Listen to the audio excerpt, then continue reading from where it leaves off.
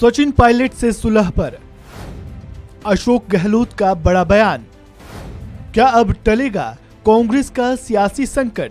राजस्थान में होने वाले विधानसभा चुनाव के लिए अब बस कुछ ही महीनों का समय बच गया है। चुनाव से पहले कांग्रेस पार्टी के भीतर अशोक गहलोत और सचिन पायलट के बीच चल रही कलह को खत्म करने की पुरजोर कोशिश की जा रही है। इसे लेकर दिल्ली में एक बैठक भी बुलाई गई थी, जिसमें दोनों नेता भी शामिल हुए। दिल्ली में हुई बैठक को लेकर अब सीएम अशोक गहलोत का बयान सामने आया है। अशोक गहलोत ने मीडिया से बात करते हुए कहा कि सचिन पायलट से सुलह परमानेंट है। उन्होंने कहा कि दिल्ली में हुई बैठक में इस पर चर्चा हुई और राहुल गांधी, मल्लिकार्जुन खड़गे और केसी वेणुगोपाल सहित पार्टी के वरिष्ठ नेताओं ने हमें प्यार से समझाया कि ये सवाल व्यक्तिगत नहीं है बल्कि देश का है। देश को कांग्रेस पार्टी की जरूरत है।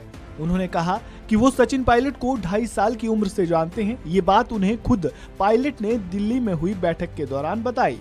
वहीं मानेसर केस में अशोक गहलोत ने कहा कि उन्होंने सबको माफ कर दिया है। ये बात उन्होंने जैसलमेर होटल से निकलते ही कह दी थी, भूल जाओ, आगे बढ़ो।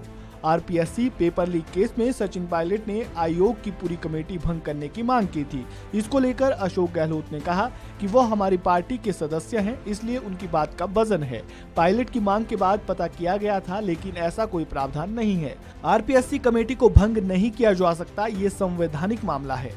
आपको बता दें कि अशोक गहलोत और सचिन पायलट के बीच ये रार लंबे समय से जारी है। सचिन पायलट कई बार अशोक गहलोत पर निशाना साध चुके हैं और इससे पहले उन्होंने अपनी ही सरकार के खिलाफ राजस्थान में जन संघर्ष यात्रा भी निकाली थी और सीएम पर निशाना साधा था।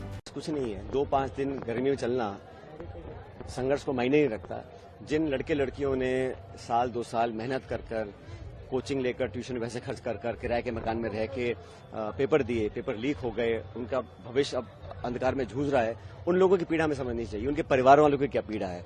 तो मैं चाहता हूँ ये पूरा जो ढांचा है इसमें परिवर्तन करने की जरूरत है और जब तक हम इसमें मूल चूक चेंजेस लेकर नहीं आएंगे तो लोगों का विश्वास कायम नहीं रहेगा सिस्टम के अंदर। और ये करप्शन इसका मेन रीजन है। पेपर आउट होता है तो पैसे में बिकता है ना, वो तो पैसा, करप्शन इस पूरे सिस्टम को खोखला कर रहा है। उसके खिलाफ सब नौजवान है, मैं भी इस बात को लेकर रख रहा हूँ।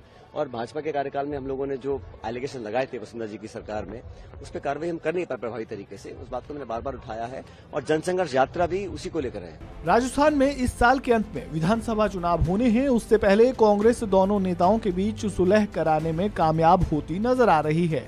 अब ये कब तक बरकरार रहती है, ये देखना दिलचस्प होगा।